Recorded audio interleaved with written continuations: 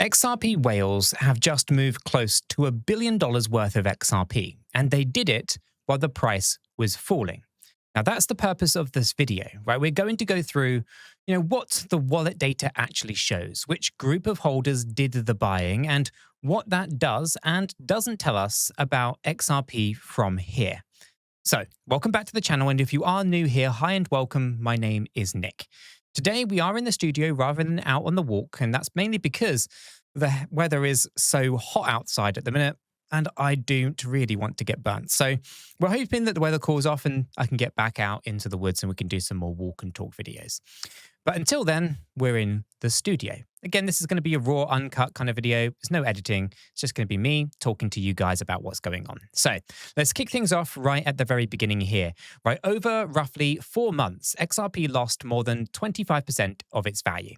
And in that very same period, addresses holding at least 1 million XRP had increased their combined holdings by around 970 million XRP. So the price is going down and the balances of the biggest wallets are going up at the very same time, and not by a small amount either, right? We are talking about close to 1 billion additional XRP moving into those large wallet categories since April. Now, on the surface, those two things don't really fit together, do they, right? Usually, when an asset is struggling, the easy conclusion is that confidence is disappearing. People are selling, the biggest players are stepping back, and everyone's just waiting for somebody else to take the risk first. But that isn't what these numbers are showing.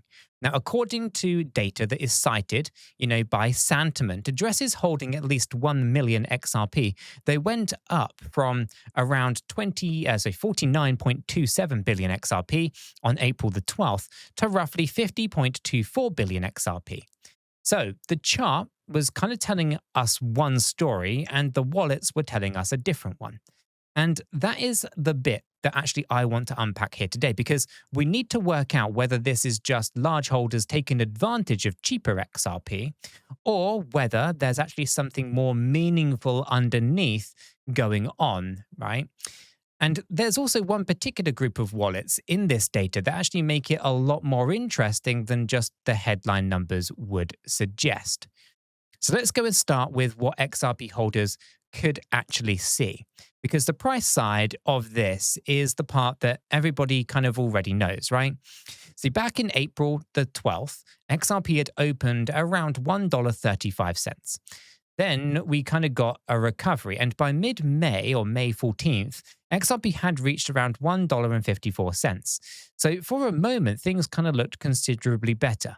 But that recovery didn't hold at all, right? XRP eventually moved down towards the $1.05 area in early June, before again settling back the yearly lows around $1.01 earlier that month, or later that month, sorry. Now, there was obviously attempts to recover after that, but the bigger picture just stayed very difficult, right? Compared with where we were in April, XRP had fallen more than 25%, right? And this is kind of where the psychology comes into this, right? Because when you're holding something and you kind of watch the price fall for weeks or months, your attention gets pulled towards the chart. Every red candle's important. It feels important. Every failed recovery feels worse than the one before it. And you kind of start asking yourself whether everybody else knows something that you just don't, right? Now, I'm not saying that the price is wrong. The price is just simply the price. It's telling us exactly what the buyers and the sellers are willing to agree on in that particular moment. And that is useful information, but price on its own doesn't really tell you anything that's happening underneath it, right? Because while XRP was struggling, the addresses with at least 1 million XRP tokens, didn't actually collectively reduce their positions. Their balance went up, 49.27 billion to 50.24 billion. So that's a difference of around 970 million XRP.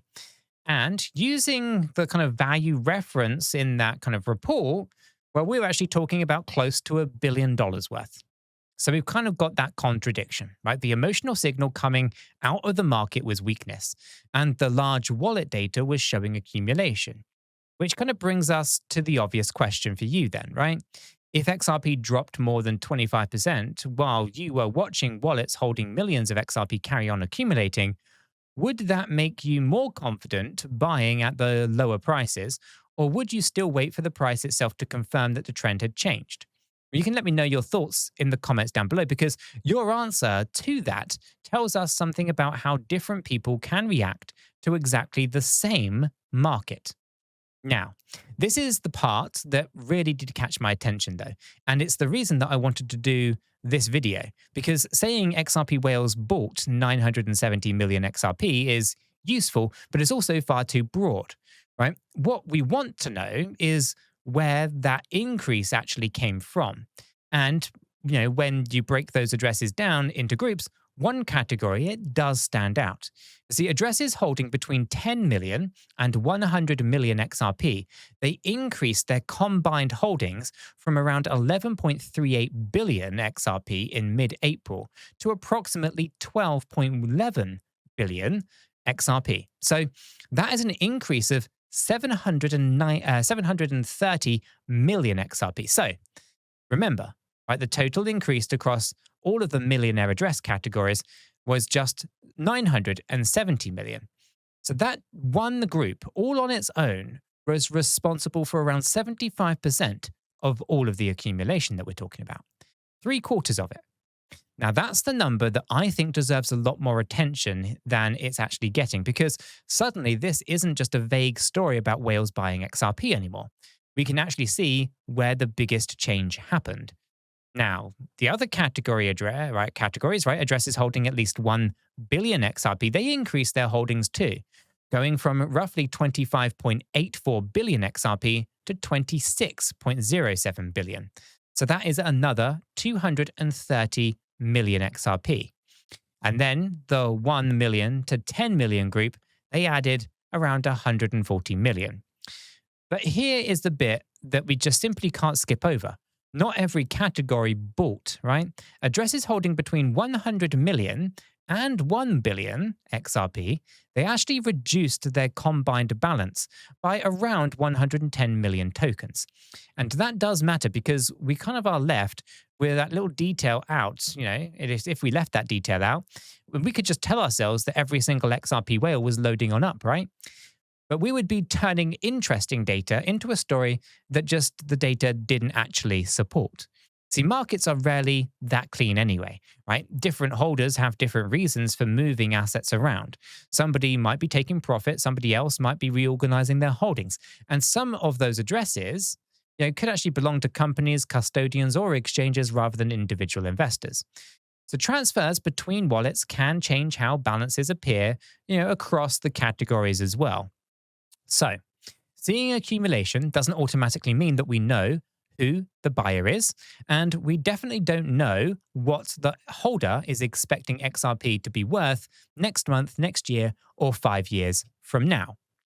What we can say is that across these large address groups, the net direction since April has been significantly higher. And the biggest increase actually came from wallets that are sitting between 10 million and 100 million XRP. And that happened while the price was moving lower. Now, that's the signal that we are looking at today. But I also do need to be honest about something, and this pretty much seems like a good place to put it. I'm not a financial advisor. It's a bit of a shocker. Some people watching this video might think that I am, but I'm not. Not AI either. I am a real guy in the room here, all the kind of usual stuff we talk about. But this video, of course, is for informational purposes, educational purposes, right? The crypto market's volatile. You could lose everything. And it's very important that you do your own research. At the end of the day, your money is your responsibility and not mine. So why would anybody accumulate an asset while the price of it is falling? Well, there are actually a few different possible explanations here, and we do need to keep what the data shows separate from what we might reasonably infer from it, if that makes sense. You see, the simplest kind of one is just price, right? If you're already a believer in XRP and you have that kind of idea of long-term value, then falling prices doesn't necessarily make it less attractive to you. It actually means the same number of dollars buys you even more XRP, right? Retail investors, they often struggle with that part emotionally. And I can understand why to a point, right? But when something is rising quickly, confidence goes up and people, they want to buy it. But that's actually probably one of the worst times to do it. When it kind of falls, the confidence disappears and people get frightened, but that's the best time to purchase. So a lot of people end up kind of feeling safest buying after the price has already gone up and the most nervous when it becomes cheaper. Like large participants, though, they can actually behave very differently. Not always, by the way, but usually. Whales, they get things wrong too sometimes. They're not some kind of special class of investor who never make mistakes after all. But if you're kind of building a large position, you usually can't think about it the same way that somebody buying a few $100s worth on an application on their phone could. Right, the size of the position changes a problem that you have. Right, if you wanted 20 million XRP, for example, you probably just wouldn't go ahead and hit one giant market buy order, and hope for the best. Right, you've got to think about the liquidity. You've got average entry pricing, your timing, and spreading out your buying across different periods where demand is weaker and can actually make a lot more sense than just chasing something that's already running away from you. Now, that doesn't prove that that's what's been happening here, by the way. I mean, there's a couple of examples of these kind of algorithms buying 10,000 XRP every 28 seconds, for example. We did cover that already. But it does help us kind of understand, I guess, and explain why falling prices and accumulation, they are not necessarily a contradiction when you take a look at it from a kind of point of view of a bigger participant, right? And there's also another side to this that I think is also worth sitting with, right? More than 50 billion XRP is now associated with addresses holding at least 1 million tokens. Now, according to the data that's in this report, that is, which is actually an enormous amount of the supply sitting inside large address categories. Now, some people will look at that as kind of positivity, right? Because, well, those addresses have increased their balances instead of just dumping it into the weakness. Other people will look at that as concentration itself and start asking some harder questions. Who controls those addresses? How much of it actually belongs to exchanges? How much sits with institutional custodians? How much of it is actually individual wealthy holders? And without knowing that, we can't just label 50.24 billion XRP as 50.24 billion XRP held by bullish individual investors, right? See, that's where this stops being a hype-up story and actually starts being a genuinely useful one for you guys. Because the data is interesting precisely because of the questions that it raises, right? It doesn't answer all of them, of course, right? And if you do want to keep tracking stories like this with other people, rather than just trying to follow every XRP, Bitcoin, and altcoin development all on your own, we do have a free Discord that is linked in the description down below, where the community follows these assets and talks about what's going on in real time. But for this one, we are coming back to a single question. What would actually happen, or at least need to happen, for at least next, I guess, for this XRP accumulation to matter to the holders? And this is kind of where it goes, or this can go wrong very quickly. Right? You can see a headline saying that whales have accumulated nearly $1 billion worth of XRP. You can see XRP trading a lot lower than it was. And your brain wants to join those two facts together and add a third one onto the end, which is that the price must be about to explode. Now, that third part just simply isn't in the data. Accumulation doesn't come with a timeline that's attached to it. A whale can buy and then sit through another major decline. A large holder can be early and a large holder can be flat out wrong, right? And an address can represent something completely different from what people on social media sometimes assume that it represents. So the thing that we need to be careful of here, it isn't XRP bears. It's certainly, right? It's certainty in itself, right? It's the idea that, pieces of on-chain information gives us permission to stop thinking about what it means, and it simply doesn't, right? What this data gives us is a clue, which is more useful anyway, right? Because if large addresses, and they start to address balances, carry on increasing while the price stays weak, well, that's going to be worth tracking, right? And if the accumulation suddenly reverses, well, that's going to be worth tracking too. And if XRP, starts recovering while those balances stay elevated, well, then we've got another piece of the puzzle. Now, that's how you can build a picture of something over time, watching the behavior rather than one-off screenshots or, one influencer claiming that the whales know something that the rest of us just simply don't. Maybe they'll circle a date on a calendar, for example. Right? The same principle applies to the practical side of crypto as well. Now, I always think about exchange redundancy rather than relying on just one platform. Now, my main go-to exchanges these days, Kraken, 𝗕𝗕𝗪𝗕𝗕, and many others, but I always recommend just getting signed up with multiple reputable tier 1 exchanges where they are legally available to you because access, liquidity, and platform conditions can all change. Now, the exchanges that I'm currently using can be seen in the pinned comment down below and in the description of the video so that you can set up your own exchange redundancy strategies before the market gets too carried away. And the bigger lesson in all of this is that crypto tends to reward people who understand what they're actually looking at rather than people reacting to whatever happened in the last 5-minute candle. And that's also why, if you do want structured education around crypto, blockchain, and how we analyze markets like this one, well, the Cheeky School over at thecheekyschool.com has some deep dive courses there. You'll find a 50% off discount code in the description of the video for our paid courses. And, it's just a place where you can study what is actually going on in the markets, from fundamental analysis all the way through to technical analysis. Right. Let's bring this back to XRP because the next stage is where this either becomes a very important accumulation story or just another interesting data point that never actually developed into what people thought that it would. But before we get there, I do have a second question for you guys. Right? Do you think these large XRP holders are simply taking advantage of the lower prices? Or do you think they are positioning ahead of something that the wider market just simply hasn't priced in yet? You can drop your thoughts into the comments down below. So let's go through what we actually do know here. Since April, addresses holding at least 1 million XRP have increased their combined holdings by approximately 970 million tokens. Their collective balances went up by, from roughly 49.27 billion, XRP to around 50.24 billion. The largest contribution came from addresses holding between 10 million and 100 million XRP, and that group added roughly 730 million XRP, which is about 75% of the total increase. And all of that happened across a period where XRP fell by more than 25% in value. Now, those are the facts. The interpretation is where it gets interesting, though. The bullish read is that large holders saw lower XRP prices and used them as an opportunity to build bigger positions. And if that's right, then the weakness that we've all been watching on the chart could actually have been an accumulation period for very large holders.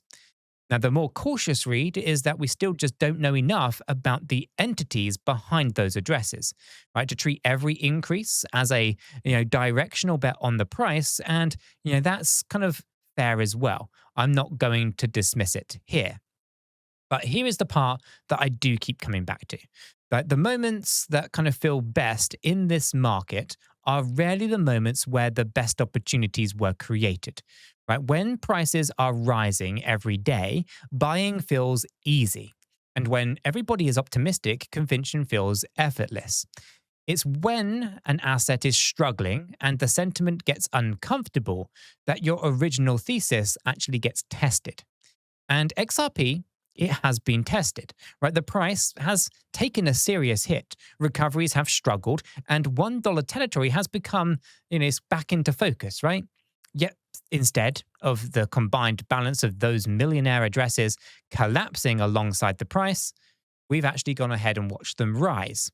Now, that doesn't guarantee anything about what comes next, right? What it does do, though, is change the question that we have to ask. Instead of only asking why XRP is falling, maybe we should be asking who has actually been buying while it falls. Because if this trend were to carry on, well, there may eventually come a point where the price and large holder behavior stops moving in opposite directions. Maybe the accumulation slows down. Maybe the large holders start distributing. Or maybe the price eventually starts moving in the same direction as those balances. Now, we don't know yet, and that's exactly why this story is actually worth following and it's worth your time. So the $1 billion, move, it isn't just ending here, right? It's actually the start of our investigation. And the number that I'm going to be watching from here isn't some wild XRP price prediction. It's whether those large holding balances keep on climbing. Because if they do, while the market carries on obsessing over the short-term weakness, then the biggest XRP story might be, or at least have been, sitting right in front of us the whole entire time. Not on the price chart, but inside the wallet data. And if you found this update useful and informative, you can do me a massive favor by hitting that like button. It costs you absolutely nothing, but means the absolute world to us here on the channel. And if you haven't yet done so, tap that subscribe button so you don't miss any more videos. And speaking of which, YouTube thinks you need to watch that one. So give it a click, and I will see you all over there.